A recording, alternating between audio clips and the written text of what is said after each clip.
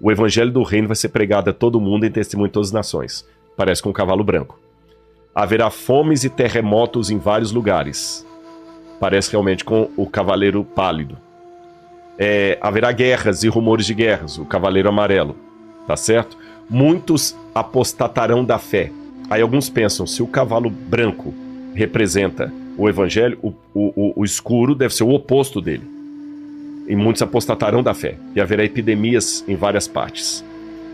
E o sol, e ele fala assim, logo em seguida da tribulação daqueles dias, o sol escurecerá, a lua não dará sua claridade, as estrelas cairão do firmamento, e os poderes do céu serão abalados. Isso está em Mateus 24. E o que eu vou fazer aqui agora? Nós vamos dividir todo o Apocalipse, de maneira que o pessoal vai entender todinho em um bate-papo. Tá bom?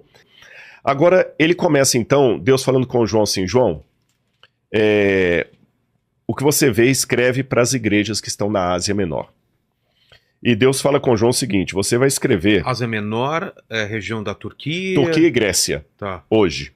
E aqui diz assim, olha, capítulo 1, verso 19. Escreve, pois, as coisas que você viu, passado, as que são, presente, e as que hão de acontecer depois dessas. Por isso que eu tenho uma visão do Apocalipse historicista. Claro, não faz sentido achar que tudo já passou, né? Exatamente, mas eu tenho que ser honesto com você que há teólogos que são preteristas, tem gente que é futurista, tem gente que é idealista. E se baseia também na Bíblia. Exatamente, mas tem várias passagens, eu só li essa aqui. Você tem ali 7 igrejas que João coordenava como se fosse a paróquia dele. Sim. E essas 7 igrejas representam a igreja de Deus como um todo. E quais são as cartas? Escreve para 7 igrejas que estão na Ásia Menor. A igreja de Éfeso, Esmirna, Pérgamo, Tiatira, Sardes, Filadélfia e Laodiceia. E nesses pedacinhos aí é que foram encontrados várias cópias do livro de Daniel. Tipo de um, como que chama? Onde estavam os manuscritos? Rolos. Não, mas eles estavam dentro de vasos de barro, grandes. Vasos de barro, exatamente. E galera, sabe como é que isso foi encontrado? Um garotinho beduíno estava procurando as cabras dele, quando ele jogou pedra para ver se as cabras estavam lá dentro, e encontrou jarros que estavam há 2000 anos. E que sorte, né? Que elas estavam em bom estado. E curioso, na época da criação do Estado de Israel, né? Que foi em 47, 48, criou o Estado de Israel. Agora, então esses apocalipses, eles dividiam a história do mundo. Eu acredito que nessa divisão, nós estamos vivendo agora o período de Laodiceia. Então vamos falar um pouquinho da Cada igreja representa, então, um período. Como falei, Idade Antiga, Idade Média, Idade Moderna. E vamos falar de Laodiceia, que é o último estágio. Em todas as igrejas, a gente nota uma coisa curiosa.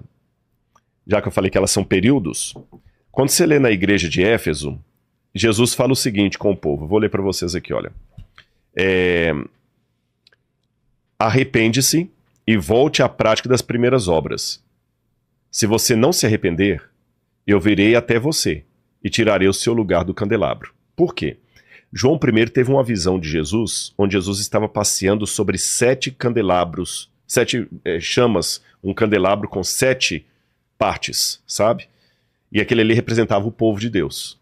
Pode contar, 1, 2, 3, 4, 5, 6, 7. Então João vê um candelabro de ouro e Jesus andando no meio dele, representando que ele estaria andando sobre o seu povo. E cada um vai representar uma das cartas que ele vai enviar depois.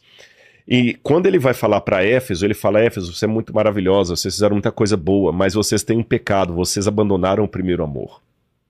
Isso é triste. Quer dizer que o cristianismo estava perdendo aquele fervor inicial.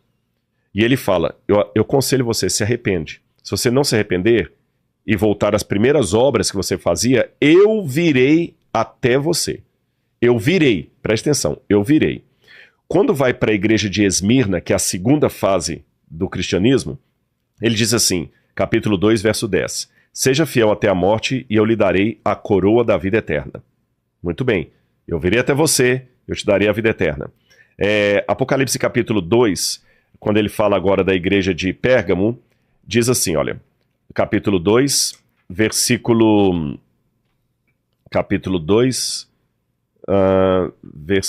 16. Portanto, arrepende-se, senão virei sem demora. Virei sem demora. Nota a mesma coisa, virei sem demora. A carta Tiatira, que é outro estágio da igreja, estamos andando no tempo. A carta Tiatira, ele também fala o seguinte, olha, Tiatira, capítulo 1, capítulo 2, versículo 25. Tão somente conserve o que você tem até que eu venha. Você está percebendo a ênfase no eu venho sem demora, até que eu venha? Quando a gente vai para a igreja de Sardes, o capítulo 3. Sardes, capítulo 3, versículo 3. Lembra-te do que você recebeu e ouviu, e guarde-o e arrepende-se. Se você não vigiar, eu virei como um ladrão, e você de modo nenhum saberá a hora em que eu virei sobre você. Quando vamos para a penúltima parte, Filadélfia, ele também fala a mesma coisa. Apocalipse capítulo 3, Apocalipse capítulo 3, versículo 11. Venho sem demora, conserve o que você tem para que ninguém tome a sua coroa. Você percebeu que nas 6 etapas da história da igreja cristã, Cristo está falando, eu virei, eu virei, eu virei. Quando chega a Laodiceia, ele não diz eu virei. Olha como está em Laodiceia. Apocalipse capítulo 3, versículo 20. Eis que estou à porta e bato. O que você entende? Então, mas não quer dizer que ele já veio. Não quer dizer que ele já veio, mas se ele está vindo, e está na porta batendo, quer dizer que agora ele chega. Então o período da volta de Jesus é na igreja de Laodiceia.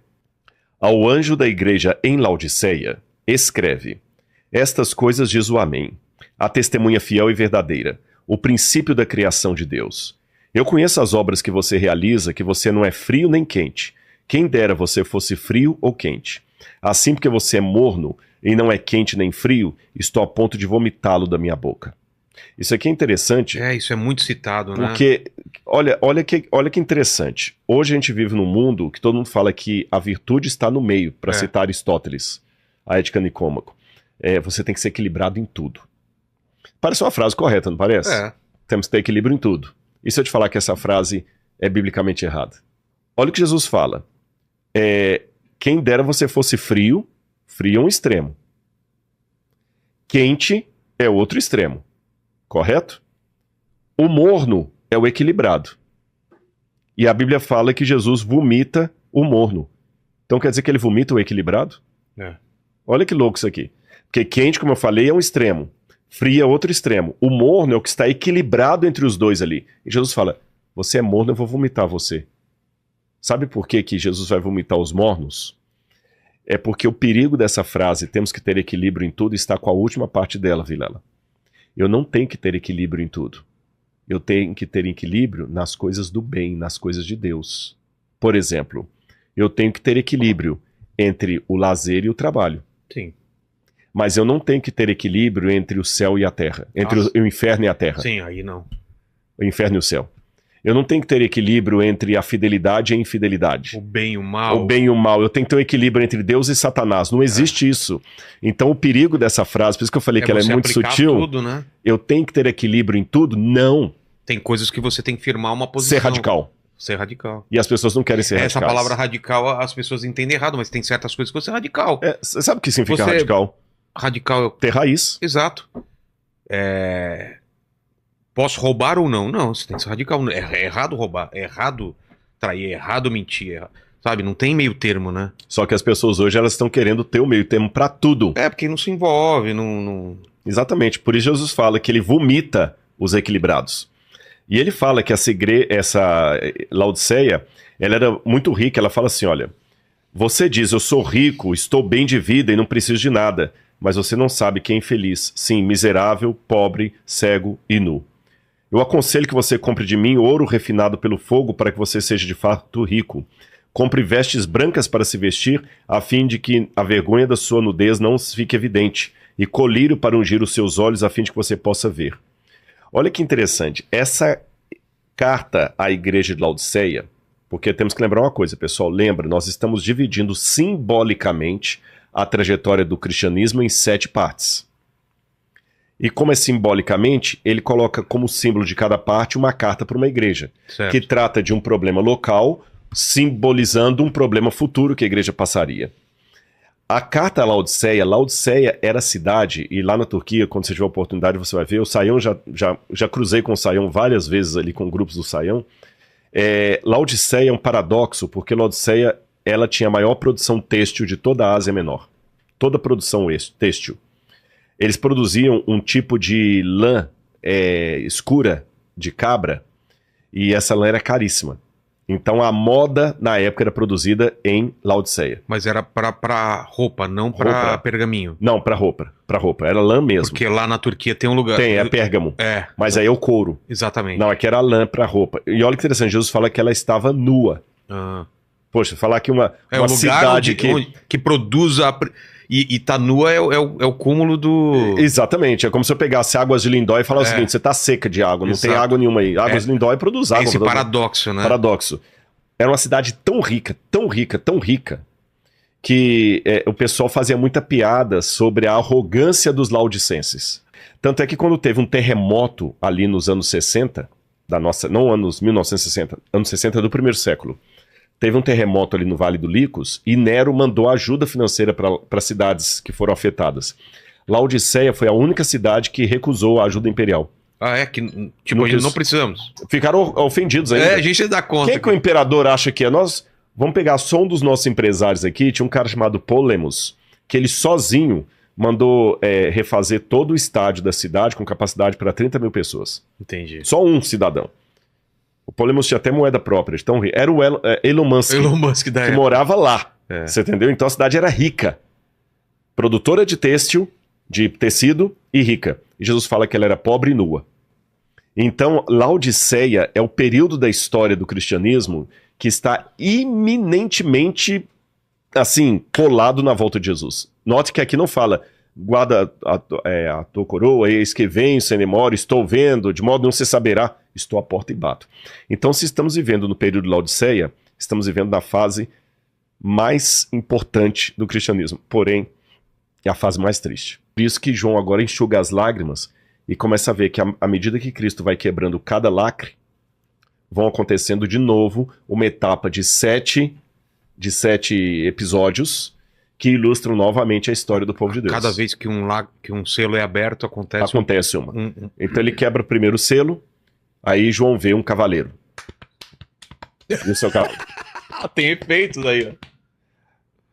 Branco, eu não falei, né? Branco. Esse cavaleiro branco, ele tinha um arco e uma coroa e foi dada uma ordem para ele, sai vencendo para vencer.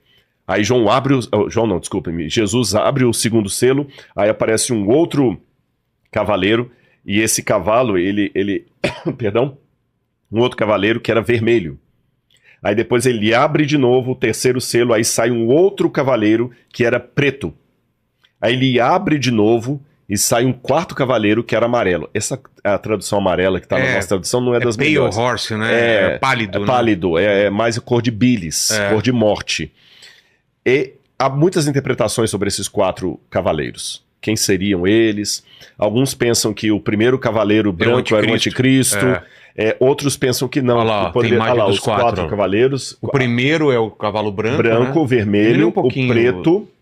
Tá cortando um pouco aí. E o último ali, ali a morte. Tá mais cinza naquela cor ali, mas seria uma cor mais de bilis. É, aquela cor de morte mesmo, né? Um amarelo meio esverdeado. Normalmente há duas interpretações, entre outras, as que mais destacam. Uma delas entendendo que o primeiro cavaleiro é o anticristo, o segundo representaria as guerras, o terceiro representaria justamente o caos, a fome, e o último seria a morte, as doenças, epidemias e tudo mais. Há outra interpretação que entende que o primeiro cavaleiro poderia ser o evangelho indo a todo mundo. Ah, é? Porque não há nada aqui que diga que ele é o anticristo. Entendi. É uma inferência. Porque fala apenas que era um cavaleiro branco, que foi lhe dado o poder para que foi lhe dado um arco, uma coroa, e que ele foi saindo vencendo para vencer. O anticristo não sai vencendo para vencer. O anticristo não foi lhe dado uma coroa por Deus. Então aqui dá a entender mais que seria o evangelho sendo proclamado ao mundo. Mas não poderia ser uma coroa dada pelos humanos? Mas não fala. Não fala, né? Não fala. Foi lhe dada uma coroa. Tá diferente da besta. Ela fala assim, os povos da terra lhe adoraram. Os povos da terra lhe conferiram poder. Aqui não diz isso. Fala apenas que era um cavaleiro branco. E quando a gente pega Mateus capítulo 24, que você vê Jesus falando das coisas que vão acontecer no mundo antes da sua vinda, ele fala do evangelho sendo pregado ao mundo, depois ele fala justamente das guerras e rumores de guerras, ele fala das doenças, das epidemias, e ele fala da morte. Jesus fala desses 4 elementos nessa ideia em Mateus capítulo 24. Então tem essa interpretação. Seriam os selos, os 4 primeiros. O interessante é que eles parecem ser juízos de Deus que vão acompanhando o mundo. Tá certo? Agora eu vou falar do 6º selo, que esse é o mais enigmático. Estou lendo o verso 12. Quando o cordeiro quebrou o 6º selo, houve um grande terremoto. O sol tornou-se negro como pano de saco feito de crina. A lua ficou toda vermelha como sangue. As estrelas do céu caíram sobre a terra como uma figueira faz cair os seus figos verdes, quando sacudida por um vento forte. O céu recolheu-se como um pergaminho como se enrola. Então todos os montes e ilhas foram movidos aos seus lugares. Os reis da terra, os grandes, os comandantes, os ricos, os poderosos e todo escravo e todo livre se esconderam nas cavernas e nos penhascos das rochas. E disseram aos montes e aos rochedos: caiam sobre nós e escondam da face daquele que está sentado no trono e da ira do cordeiro. A gente vê que, novamente, assim como aconteceu com o primeiro ciclo das 7 igrejas, aqui você tem de novo outro ciclo de 7 que também culmina na volta de Jesus. As 7 igrejas culminam em Laodiceia, a última etapa do cristianismo. Os 7 selos culminam na volta de Jesus. Porque tem o 6º selo, que é a volta de Jesus, o 7º já é o silêncio do céu. Agora é a solenidade, agora vai vir o julgamento. Uma coisa interessante, quando a gente vai para Mateus capítulo 24, os discípulos subiram com Jesus no Monte das Oliveiras e perguntaram: Senhor, que sinal haverá da tua vinda e da consumação dos séculos, do fim do mundo? Aí Jesus fala com eles as coisas que iam acontecer. Jesus fala que, vou repetir porque eu já falei isso aqui, o evangelho do reino vai ser pregado a todo mundo em testemunho de todas as nações. Parece com um cavalo branco. Haverá fomes e terremotos em vários lugares. Parece realmente com o cavaleiro pálido. Haverá guerras e rumores de guerras, o cavaleiro amarelo. Tá certo? Muitos apostatarão da fé. Aí alguns pensam, se o cavalo branco representa o evangelho, o escuro deve ser o oposto dele. E muitos apostatarão da fé. E haverá epidemias em várias partes. E o sol, e ele fala assim... logo em seguida, a tribulação daqueles dias, o sol escurecerá, a lua não dará sua claridade, as estrelas cairão do firmamento, e os poderes do céu serão abalados. Isso está em Mateus 24. Vou repetir. Logo em seguida, a tribulação daqueles dias, o sol escurecerá, número 1, a lua não dará sua claridade, número 2, as estrelas cairão do firmamento, número 3, e os poderes do céu serão abalados. Então verão vir no céu o sinal do Filho do Homem. E todos os povos da terra se lamentarão e verão o Filho do Homem vindo nas nuvens com poder e grande glória. Isso está em Mateus 24. Quando a gente vem em Apocalipse, o que a gente tem? Olha, quando o cordeiro quebrou o 6º selo, houve um grande terremoto. O sol tornou-se negro. Opa! A lua se tornou como sangue. As estrelas caíram por terra como a figueira faz cair os seus figos verdes.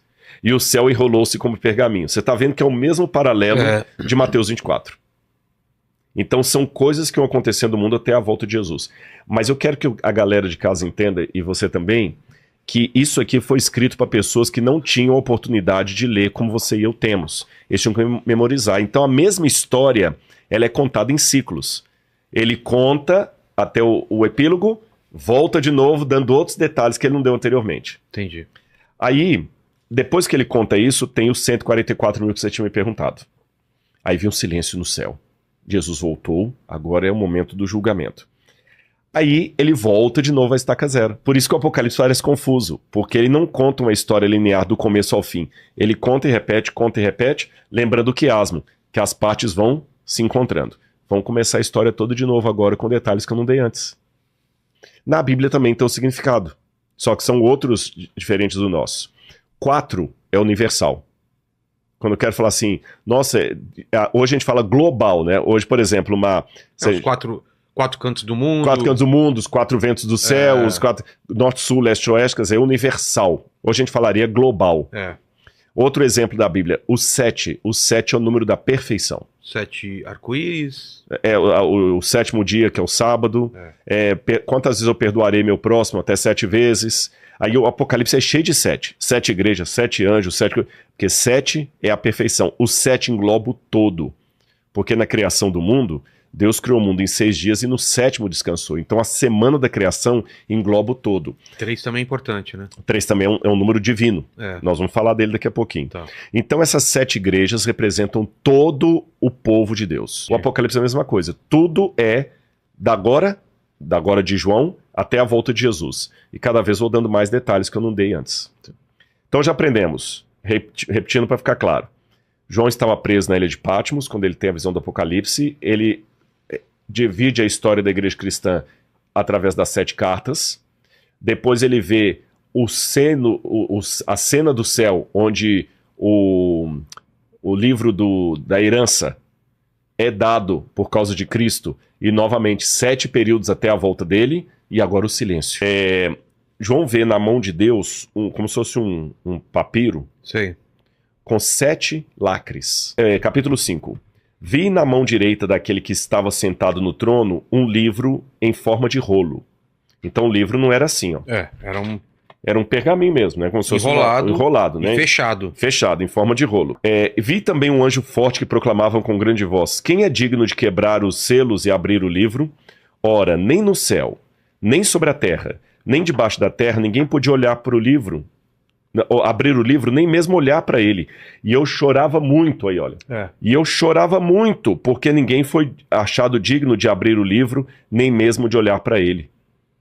Então um dos anciãos me disse: não chore, porque o leão da tribo de Judá, a raiz de Davi, venceu para quebrar os selos e abrir o livro. O que significa isso? Eu já vi várias interpretações, que esse aqui é o livro do juízo final, que esse é o livro do destino da humanidade. Eu encontrei uma explicação mais simples. Vou dar a explicação que, a mim particularmente, eu acho que é a que mais casa com isso aqui.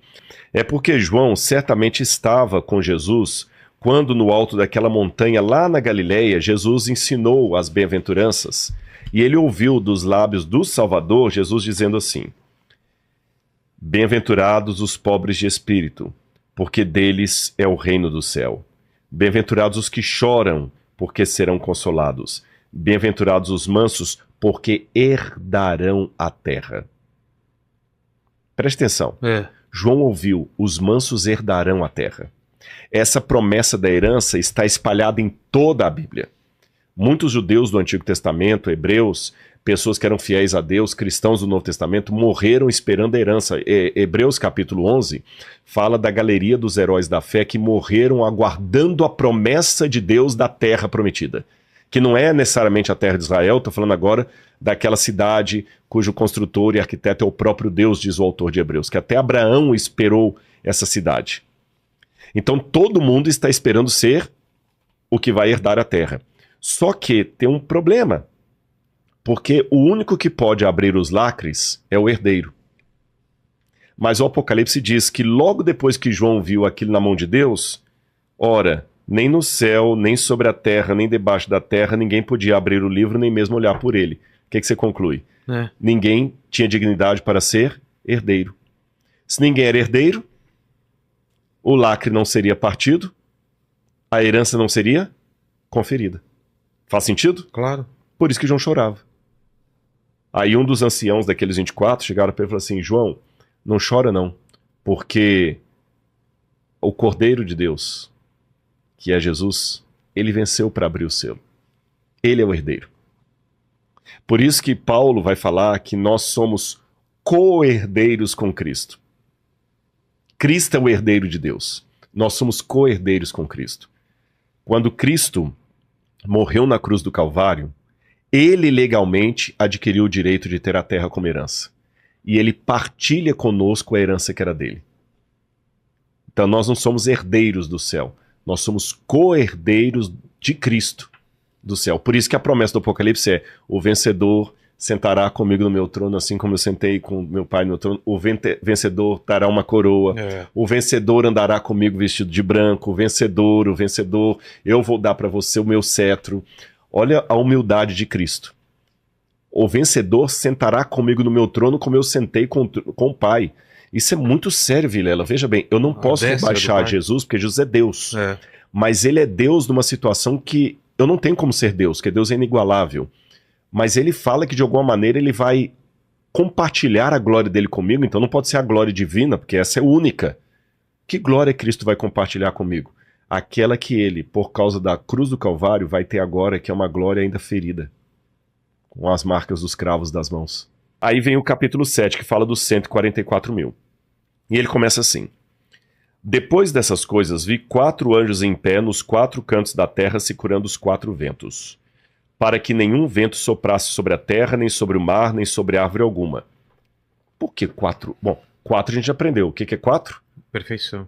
Não, é... 7 que é perfeição. É. Universal. Universal. Os 4 ventos. Quando a gente vai para a Bíblia, em Ezequiel capítulo 37, verso 9, Zacarias 6, versos 1 a 4, Jeremias 49, 36, você vê que o vento do céu ele tem 2 sentidos. Primeiro, os ventos de Deus vêm para ressuscitar os seus filhos, para dar o galardão. É a visão de Ezequiel capítulo 37. Fala assim, não soltem os 4 ventos para que venham e soprem sobre esses cadáveres, fazendo-os reviver. Sim. Quando você vai já para Jeremias 49, verso 36, fala assim, solte os ventos de Deus que vêm para julgar a terra. Lembra que eu falei que uma das características de aprender o Apocalipse é olhar o símbolo no restante da Bíblia? Claro. Então aqui ele fala, segurem os 4 ventos. Ou seja, não chegou a época ainda nem de julgar o mundo, olha o suspense, nem de dar o galardão para os filhos, apesar de ter aberto o selo. Por quê? Porque nós ainda temos que selar na fronte os 144 mil. Quem seriam? Aí fala o seguinte, olha, não danifiquem nem a terra, nem o mar, nem as árvores, o juízo final de Deus, até marcarmos com o selo a testa dos filhos do nosso Deus. Então ouvi o número dos que foram marcados com o selo. Eram 144 mil de todas as tribos de Israel. O que é tribulação? No finalzinho da história do mundo, isso aqui é um ponto pacífico entre todos os intérpretes.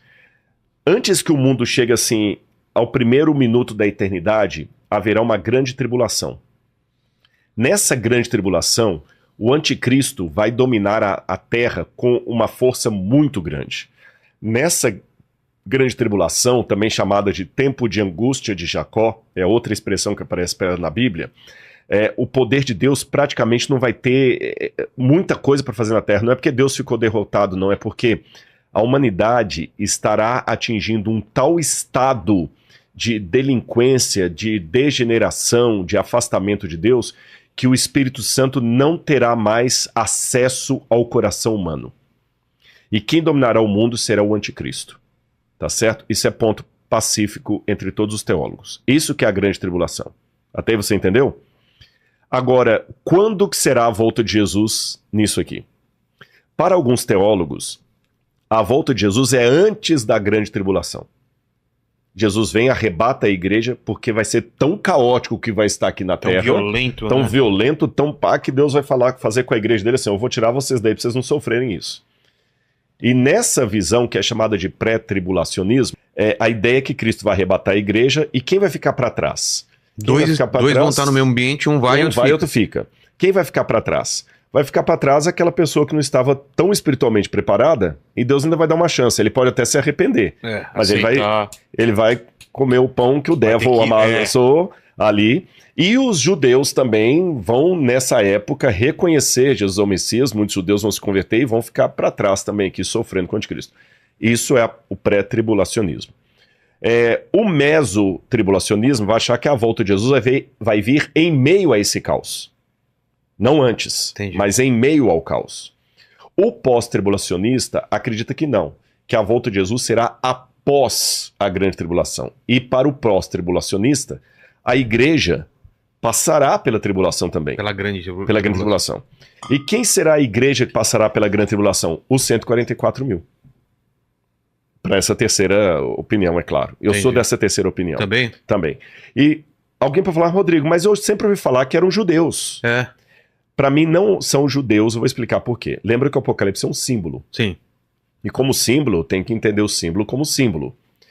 O fato, por exemplo, o Espírito Santo é uma pessoa, mas João vê 7 espíritos de Deus diante da... É lógico que é simbólico, senão vão acreditar num politeísmo aí, né? 7 espíritos de Deus. É um espírito só representado pelo número 7, porque é o número da perfeição. O Messias, por exemplo, ele é ungido com 7 Espíritos de Deus. Outro exemplo que eu poderia dar, as 7 igrejas do Apocalipse. Na verdade, é uma igreja cristã só. Mas ele divide essa igreja cristã em 7 igrejas para representar a plenitude da igreja cristã. Compreende? Entendi. Então, para mim, por que fala 144 mil judeus? Olha que, se eu pegar literalmente aqui, eu tenho alguns problemas. Primeiro, porque fala que o número é 144 mil. Será que é número literal? Segundo, não envolve judias, mulheres, só homens. Porque quando você vai para o capítulo 14, lembra que eu falei do quiasmo? Que o que está aqui está no final? No capítulo 14 fala desses mesmos 144 mil e diz assim, olha, eu vou ler para você aqui, olha. Capítulo 14, versículo 1. Olhei e eis que o cordeiro estava em pé sobre o monte Sião, e com ele estavam os 144 mil que tinham escrito na testa o nome do cordeiro e do seu Deus. Ouvi uma voz como de muitas águas, como o som de um forte trovão. A voz que ouvi era como o som de harpa. Entoava um cântico diante do cordeiro. Ninguém podia aprender o cântico, senão os 144 mil. E diz assim, esses são os que não se macularam com mulheres porque são virgens. Então, se eu entender isso aqui literalmente, os 144 mil só podem ser judeus que nunca se casaram porque são virgens. Então complica. E vou complicar mais ainda. Não podem ser 144 mil judeus. Porque judeu é quem é da tribo de Judá. Aqui fala que era 12 mil da tribo de Naftali, 12 mil da tribo de Zebulun, 12 mil da tribo de... Só não tem a tribo de Dan aqui, só não tem Dan. Essa teoria, então. Então, para mim, é um símbolo. Paulo fala na carta aos Romanos que o Israel de Deus hoje é a igreja. Você entendeu? Ele falou assim, olha, Deus pode suscitar descendentes para Abraão dessas pedras. Então, embora eu, Rodrigo, tenha ascendência judaica lá no meu Pereira, por causa de cristãos novos que fugiram da Inquisição, independente disso aí, quando eu aceito a Jesus como Messias, espiritualmente, à luz do Novo Testamento. Um rabino ia achar isso aqui ridículo, o Ravi Sani não ia concordar com isso, nem o Rabino Ventura. Estou falando à luz do Novo Testamento. À luz do Novo Testamento, pelos padrões do Novo Testamento, eu sou descendente de Abraão pela fé. Os descendentes de Abraão, segundo a carne, são circuncidados. Os descendentes de Abraão, segundo o Espírito, são batizados. Entendi. Você entendeu? Então, para mim, aqui é a igreja. E por que 144 mil? Lembra que eu falei que o pessoal multiplica os números para poder dar um superlativo? Pedro perguntou a Jesus, quantas vezes eu devo perdoar o meu próximo? 7 vezes? 7 significa o que mesmo, lembrar? Perfeição. Então é como se ele perguntasse assim, Senhor, quantas vezes eu devo perdoar o meu próximo de maneira perfeita? Jesus falou assim, eu não digo 7, mas 70 vezes 7. Mais que perfeito. Mais que perfeito. Perfeitíssimo, como diz o Chaves. Então aqui, o que são 144 mil? 12, que nós falamos que é o povo de Deus. Isso. Vezes 12, vezes 1000. Então o povo de Deus de todo lugar. E a prova maior que é assim mesmo, que o Apocalipse ele tem uma forma, lembra que eu falei da aula de hebraico? Você aprende primeiro isso, depois ele amplia, depois uma chave, né? Depois que ele fala de 144 mil, imediatamente ele fala assim, depois dessas coisas, eis uma grande multidão, que ninguém podia enumerar, de todas as tribos, nações e povos e línguas de pé diante do trono e do cordeiro, vestidos de vestes brancas com ramos de palmeiras nas mãos. Então aqui ele amplia a visão anterior. Então para mim, esses 144 mil são aquela multidão de sinceros, judeus ou não judeus. Que até eu, particularmente, quando falo o seguinte, os judeus ficarão para trás, isso para mim é muito antissemita. Soa muito antissemita. Você entendeu? Soa como muito antissemita. Vão ser castigados. Vão ser castigados. Eu particularmente respeito quem pensa assim, mas esse negócio que os judeus vão ser deixados para trás para sofrer a tribulação, isso para mim é muito antissemita. Eu não endosso. Vem agora as 7 trombetas. Falamos de 7 cartas. 7 selos. 7 selos, e agora 7 trombetas. E as trombetas, se você for olhar, elas estão em paralelo com o capítulo 16. As trombetas estão no capítulo 8, 9 e 10. Elas estão em paralelo com as 7 pragas do capítulo 16. E trombeta tem um significado o quê? De anunciação? Anunciação, guerra, festividade, juízo. Tá. É começar alguma coisa. Exatamente. Anunciar para todo mundo que Para todo mundo que a guerra está começando. Tá. Ou seja, Deus está em guerra contra o mal. Tá. E por que tem paralelo com as pragas lá? Lembra que eu falei do quiasmo, que as Isso. partes vão se encontrando? As trombetas caem nos mesmos lugares das 7 pragas. Entendi. A primeira trombeta, por exemplo, ela cai justamente sobre... Aqui, olha, a primeira trombeta, o granizo foi atirado à terra. A primeira praga também é sobre a terra. Depois a segunda trombeta é atirada sobre o mar. A segunda praga é sobre o mar. A terceira trombeta é uma estrela cai nos rios. A terceira praga é sobre os rios. A quarta trombeta é sobre o sol. A outra também é sobre o sol. Então aqui é Deus fazendo guerra contra o mal. A ideia das pragas e das trombetas é mostrar o seguinte: Deus é amor, mas é justiça. Deus está irado. Você falou certo, correto. As trombetas na Bíblia, elas têm um sentido de anúncio. Quando um exército ia atacar o outro, primeiro anunciava com a trombeta, e aí a gente vê, é uma imagem de inteligência artificial, é claro, mostrando que cada vez que uma trombeta de Deus soa, algo acontece na Terra. Então eu estava falando aqui... Agora imagina isso, se acontecer uma trombeta poderosa que o mundo inteiro escuta, vai ser de arrepiar o negócio. Mas pior que eles não vão escutar desse jeito, esse que é o ponto. Não.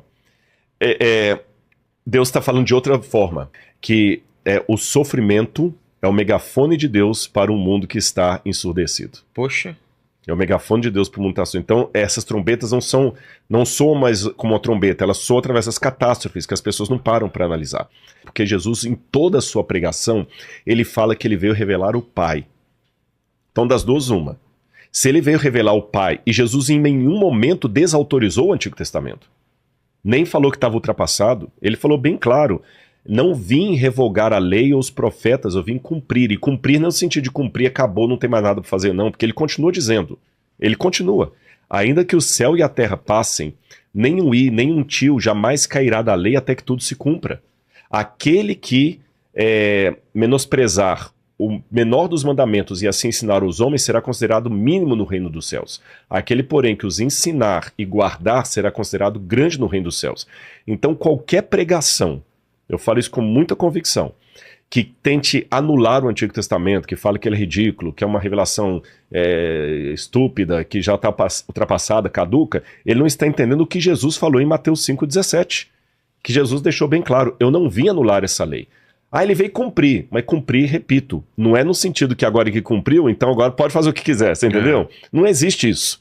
E esse Deus do Antigo Testamento, ele ama tanto como o do Novo. E o do Novo é capaz de se irar tanto quanto o do Antigo. Quer ver uma coisa interessante? Quando a gente leu sobre o sexto selo, eu vou relembrar uma coisa aqui. Fala assim, olha: e disseram aos montes: caiam sobre nós e nos escondam da face daquele que está sentado no trono e da ira do cordeiro. Cordeiro é o animal mais fofinho que tem, né? Mas esse cordeiro aqui pode ficar irado. Esse cordeiro pode ficar irado. Então, Cristo no Novo Testamento, ele também se ira. Você tem no Novo Testamento Jesus com o chicote expulsando os vendilhões do templo. Você tem Ananias e Safira caindo fulminados diante dos apóstolos porque mentiram. Tá certo? Você tem Cristo no Novo Testamento guerreando contra o mal. E você tem no Antigo Testamento Deus falando: com amor eterno eu amei você, por isso com benignidade eu atraí você. Então, as pessoas hoje pensam assim: é tudo ou nada. Se Deus é amor, então ele não pode ficar irado. Deus não julga ninguém. Isso é mentira. Deus é amor. Deus é amor. Não, Deus é amor, mas ele também é justiça. Compreende a questão? Deus não vai levar ninguém para o céu na marra. Então, se a pessoa não quer, ela vai enfrentar o que é o não Deus. A partir disso, então, eu entendo que essas trombetas, elas são a maneira de Deus falar ao longo da história: meu juízo está vindo, meu juízo está vindo. Nesse sentido, é interessante que quando a gente vai para Mateus capítulo 24, que eu fiz menção aqui, onde Jesus também tem a profecia do que iria acontecer no fim do mundo, Jesus estava, Mateus capítulo 24, versos 13 em diante. Jesus estava sentado no Monte das Oliveiras quando os discípulos se aproximaram dele e em particular lhe pediram: diga-nos quando essas coisas vão acontecer e que sinal haverá da tua vinda e do fim dos tempos. E Jesus respondeu: tenham cuidado para que ninguém os engane, porque virão muitos em meu nome dizendo: eu sou o Cristo, e enganarão a muitos. Vocês ouvirão falar de guerras e rumores de guerras. Fiquem atentos e não se assustem, porque é necessário que assim aconteça. Mas ainda não é o fim. Ó! Caramba. Então guerra não é sinal seguro da vinda de Jesus. Não é, mas ainda não é o fim. Mas ele continuará dizendo. Mas ele continua. Porque nação se levantará contra nação, reino contra reino. Haverá fomes e terremotos em vários lugares. Porém, todas essas coisas são o princípio das dores. Então Jesus falou o seguinte, as guerras não são sinal seguro do fim, mas elas são o início das dores. Guerra e rumores de guerra. Exatamente. Aí depois disso, Jesus fala, nesse tempo muitos hão de se escandalizar, trair e odiar uns aos outros. Olha a Odisseia aqui. Muitos falsos profetas se levantarão e enganarão a muitos. E falso profeta não é ateu não, tá? Falso profeta é quem está falsificando as coisas de Deus. E por se multiplicar a iniquidade, o amor se esfriará de quase todos. Aquele, porém, que ficar firme até o fim, este será salvo. E será pregado esse evangelho do reino a todo mundo, para testemunho a todas as nações. Então virá o fim. Quando as trombetas terminam, aí de novo a história zera. Olha o Apocalipse, sempre ele vai e zera. Primeiro nós temos a igreja dividida em 7 períodos, as 7 cartas. Depois tem os 7 selos. E agora vem as 7 trombetas. Pá, pá, pá, pá, pá, pá, pá, pá. Jesus está voltando, a trombeta. Aquele chofar, que é a trombeta de chifre de carneiro, que anunciava. Você entendeu? Aí vem agora o centro do Apocalipse. Aí tem um miolo de tudo, que é Apocalipse capítulo 12 a 14. Tá. Que vai falar de 3 personagens muito interessantes. O dragão, a famosa besta que é o anticristo, e os 3 anjos que voam no céu. Dá muito questionamento isso aqui. Então vamos lá. No capítulo 12, começa assim. Viu-se grande sinal no céu. Semeia megalon. Semeia megalon. Um grande sinal no céu. E o que João viu? João fala, eu vou resumir aqui, o pessoal pode ler depois em casa na Bíblia. Ele viu uma mulher no céu. Uma mulher vestida de sol, tendo 12 estrelas na cabeça. 12 estrelas na cabeça. 12 tribos? Do povo de Deus. Ah, o povo de Deus. E uma lua debaixo dos pés. Eu acho que tem uma foto da mulher aí, olha lá. Uma representação, de novo, inteligência artificial. João viu mais ou menos isso aí. Olha lá, presta atenção na mulher, os detalhes dela. Ela tem 12 estrelas na cabeça, tá bem? 12 estrelas na cabeça.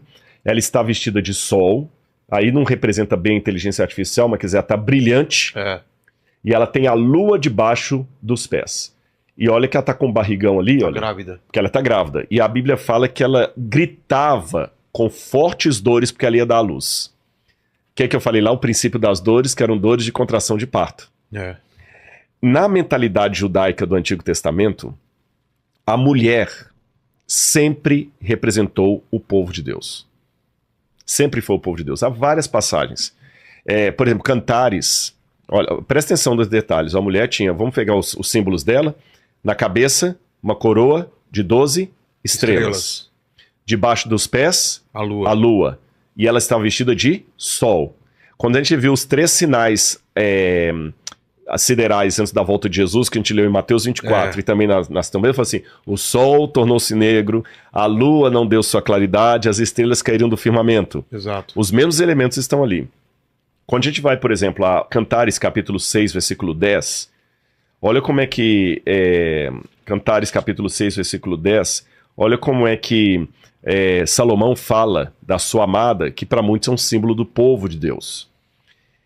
Quem é esta que aparece como a alva do dia, bonita como a lua, pura como o sol, impressionante como um exército com bandeiras? Tá vendo? Ou seja, os mesmos elementos.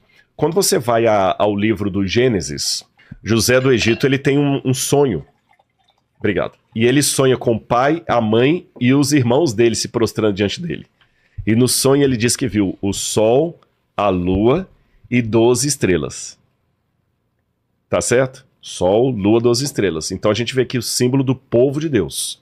Essa mulher, ela sofre 2 vezes a dor de parto. Uma primeira, quando ela dá à luz ao Messias, que ele vem a primeira vez, e a segunda vez quando ele volta com poder e grande glória. É por isso que Jesus, quando vai falar da volta dele, ele fala, tudo isso é o princípio das dores. Percebeu? Paulo também vai usar a mesma figura de linguagem, como uma mulher que está em trabalho de parto, etc. Agora, Israel deu à luz ao Messias? Deu, através de Jesus. Essa mulher representa o povo de Deus num primeiro momento do Antigo Testamento, dando à luz ao Messias. É por isso que, sendo Maria uma mulher judia, que Maria era judia, Maria era judia, sendo Maria uma mulher judia da tribo de Judá, que dá à luz a Jesus, e ela é perseguida por um tirano chamado Herodes, que mata todas as criancinhas de Belém, que queria achar a criança para matar, esse quadro é revivido por João aqui. Porque João fala que vê a mulher vestida de sol, e ela está sendo perseguida por um dragão. Tem a imagem do dragão aí? Viu-se também outro sinal no céu, e eis um dragão grande, vermelho, com 7 cabeças e 10 chifres, e nas cabeças 7 coroas. A sua cauda arrastou a terça parte das estrelas do céu, as quais lançou para a terra. E o dragão se deteve diante da mulher que estava para dar à luz, a fim de devorar o filho dela quando nascesse. Uma das maneiras que Deus tinha de revelar a profecia para o povo era misturar a história do povo de Deus com a história do Messias de Deus. Por isso que em Isaías capítulo 53, ele fala do Eved Adonai, do servo de Deus que sofre, e parece às vezes que você está lendo sobre Israel, às vezes é sobre o Messias. Lá no Novo Testamento, o profeta fala o seguinte, e Jesus saiu do Egito para que se cumprisse o que fora dito por intermédio do profeta. Do Egito chamei meu filho. Mas ali no Antigo Testamento, o Egito chamei meu filho, eu chamei Israel do Egito. Mas aqui ele fala, e chamei o Messias do Egito. Por que isso? É porque Deus se importa tanto conosco, que a nossa história também é a história dele. De dor e sofrimento. Quando, por exemplo, o apóstolo Paulo, que na época se chamava Saulo, estava perseguindo a igreja, ele viu uma luz diante dele no caminho de Damasco, e a luz falou assim, Saulo, Saulo, por que me persegues? Atos 9, verso 6. Curioso, Paulo não estava perseguindo Jesus, ele estava perseguindo a igreja, tá certo? Então João está vendo a história do povo de Deus misturada com a história do Messias.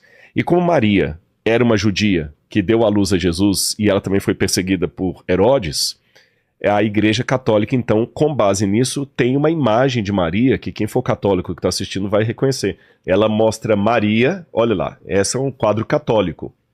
Ela tem Maria pisando na lua, com a coroa de 12 estrelas na cabeça, tá bem? Só que ela já não está mais grávida. Algumas imagens de Maria, Nossa Senhora da Assunção, ainda mostram o dragão debaixo dela. Que eu já vi em algumas igrejas católicas, tem imagem de Maria, ela sim, e debaixo dela uma serpente toda assim retorcida, porque é o dragão. O dragão e serpente é a mesma coisa aqui. Entendi. Então, recapitulando. É o povo de Deus que dá a luz ao Messias. E o dragão, quem que é? Os inimigos do povo de Deus. Outra coisa interessante. Na Bíblia, eles misturam, às vezes, símbolos de potências com símbolos de monstros. Então, se eu quero falar, por exemplo, dos Estados Unidos, eu vou falar de um monstro. Se eu quero falar da Rússia, vou falar de outro monstro. É a maneira simbólica de falar de um poder. Então, que monstro era esse que estava perseguindo a mulher? Esse monstro aqui, ao mesmo tempo, ele é o diabo e é o Império Romano. Porque na época de João, quem mandou João preso pela ilha de Patmos? Império Romano. Quem perseguiu a igreja? Império Romano. Nero, aqui no caso era Domiciano, era Roma. E ao mesmo tempo Roma é o diabo.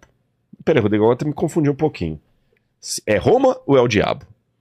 Veja bem, nós com o nosso olhar carnal, a gente só vê a pessoa agindo. Por exemplo, eu só vejo Lenin matando um monte de gente, mas o profeta vê Lenin e o diabo agindo através de Lenin. Entendi.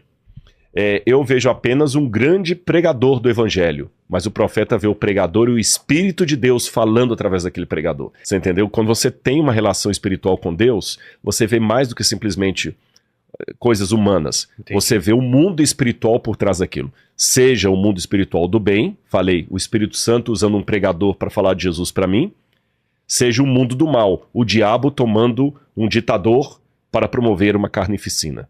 Entendi. Isso não retira a responsabilidade humana. Nós não somos marionetes na mão do sagrado. O pregador está sendo usado pelo Espírito Santo, mas ele tem a liberdade dele. O cara do mal, ele está sendo usado pelo mal, mas ele aceitou o mal. Ninguém é marionete.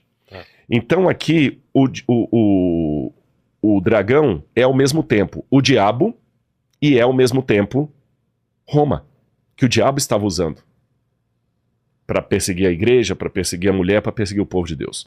Aí diz que quando o dragão tentou devorar a criança foi arrebatada. O Apocalipse fala que a criança foi arrebatada e foi até o trono de Deus. E quando a criança foi ao trono de Deus, o que aconteceu? Aquela mesma mulher, ela fugiu para o deserto. Então olha a cena.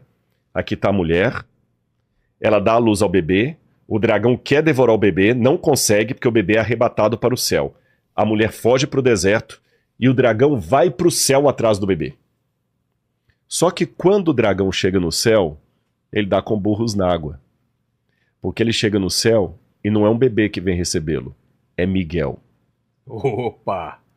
Miguel e seus anjos vieram pelejar. E olha o que diz aqui a Bíblia. Que derrotou... Que derrotou o dragão. Estourou... um terço do céu, né? Exatamente. Lembra que o dragão arrastava a terça parte das estrelas do céu? Então estourou guerra no céu. Miguel e seus anjos lutaram contra o dragão.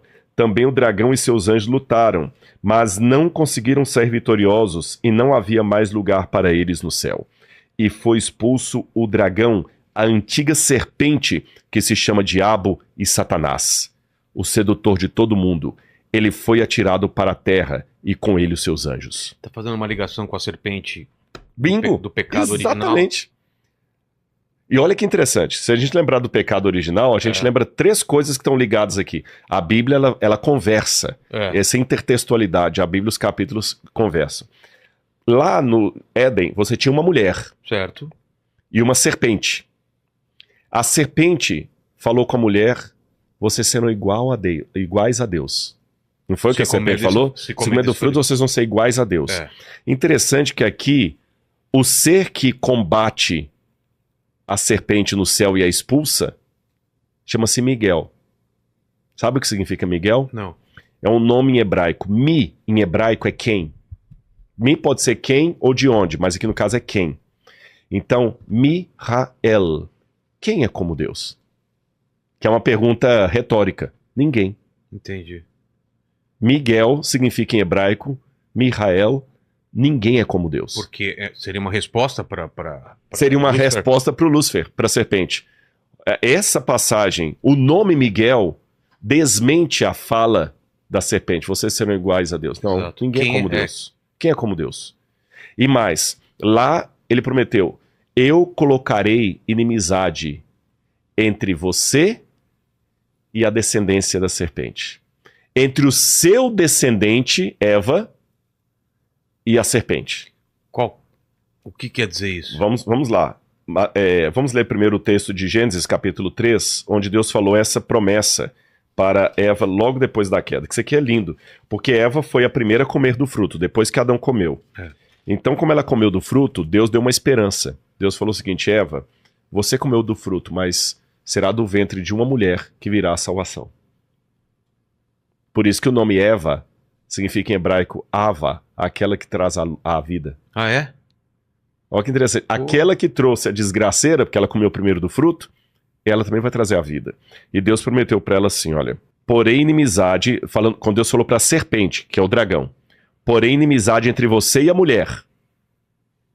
Porém inimizade entre você e a mulher. Mulher é povo de Deus. O dragão está durante toda a história tentando destruir a mulher, que é o povo de Deus.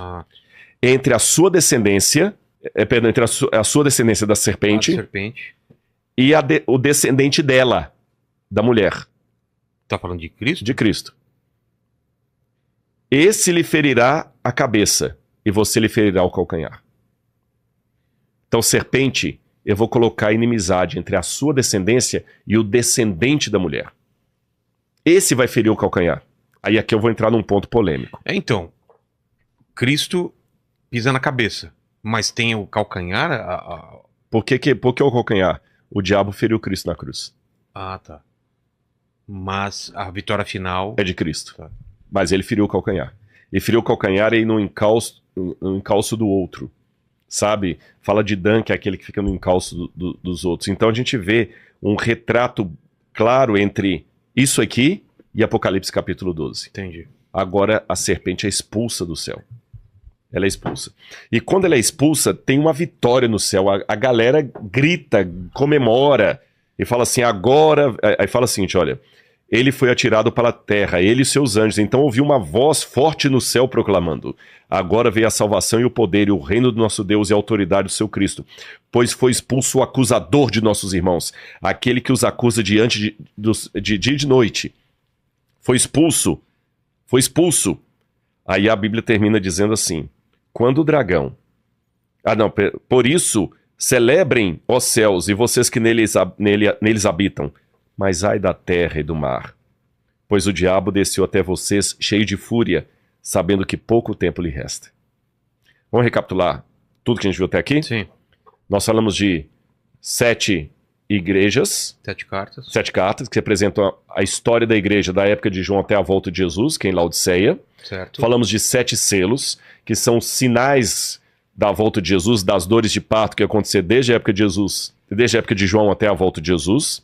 Falamos de 7 trombetas, que são as warnings, como é que fala? Os avisos. Os avisos de Deus ao longo da história até a volta de Jesus. E agora, uma súmula do grande conflito entre o bem e o mal.